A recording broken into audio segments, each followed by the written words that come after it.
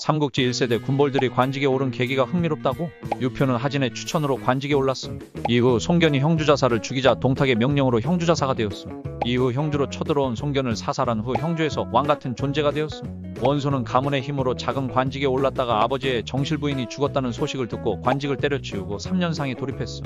이후 어머니 3년상을 마친 후 이미 돌아가신 아버지의 3년상을 진행하며 당대 총류들의 엄청난 지지를 얻게 되었음. 참고로 원소의 친엄마는 동탁에 의해 살해당했고 3년상은 당연히 하지 않았음. 마등은 한수와 왕국 등이 강족 저족과 연합해 반란을 일으키자 군에 지원하여 반란을 막았었는데 이후 반란에 가담하여 반란군의 주요 인물이 되었음.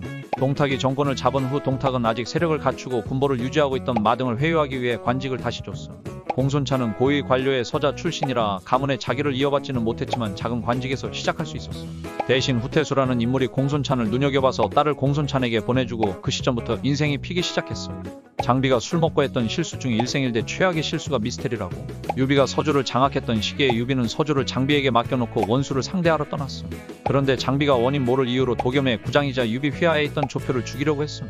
당시 조표의 직책은 합의상으로 사망 당시에는 관우나 장비보다 관직이 높고 서주에서 상당한 세력을 보유하고 있었던 것으로 추측됨. 장비에게 죽기 싫었던 조표는 성이 수비를 견고히 하고 대항하면서 서주는 세력 분열이 일어났음. 기어이 수비진을 무너뜨린 장비는 조표를 죽여버렸고 이 난장판을 틈타 여포가 서주를 먹어버렸음. 유비는 이때 원술과 여포 사이에 껴서 삼국지가 막을 내릴 뻔했으나 결국 굴욕적으로 여포와 합의하여 소패로 돌아가게 되었음. 삼국지 연의에서는 술에 만취한 장비의 뻘짓 중 하나로 조표를 단순히 상관의 축복에 당한 불쌍한 배신자인 것으로 묘사하지만 실제로는 도겸에게 서주를 물려받은 지 얼마 안 된 상황에서 서주 내에서 친유비파와 반유비파의 갈등이 터져 나온 복잡한 상황인 것 같음. 삼국지에서 가장 불쌍하게 죽은 사람이 이 사람이라고? 바로 오나라의 무패 장군 육소. 육소는 옥은 오연 사람으로 육시 가문은 대대로 강동의 호족이었음. 그런데 그가 어릴 때 원술 밑에 있던 손책에 의해 집안의 대표였던 육강이 살해당했고 육소는 오연으로 돌아가 집안을 관리했음. 바로 복수를 다짐할 만한데 가족의 원수였던 손책이 알아서 죽게 되고 송건이 화해하자고 하니까 받아들이고 송건의 밑으로 들어갔음. 그 이후 육소는 번성 공방전과 일흥대전 석정전투 등에서 활약했고 오나라 내에서 발생한 수많은 반란들을 진압하며 오나라를 구해낸 오나라의 영웅이 되었음. 하지만 말년에 송건의 후계자 자리를 두고 벌어졌던 이궁의 변시기에 송건에게 바른말을 했는데 송건은 그간의 고마움도 모르고 쫓아내버렸음.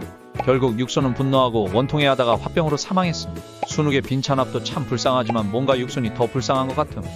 삼국지 연의에서 억울하게 너프 당한 인물이 이 사람이라고? 바로 위나라의 명장 중 한 명인 장압. 장압은 연의에서도 위나라 최고의 명장 중 하나로 묘사되지만 굉장히 억울하면서도 골 때리는 방법으로 너프가 되었음. 연의에서는 퇴각하는 제갈량을 사마이가 쫓지 말라고 하는 걸 우격다짐으로 쫓아갔다가 제갈량의 매복에 끔살당하는 것으로 묘사되었음.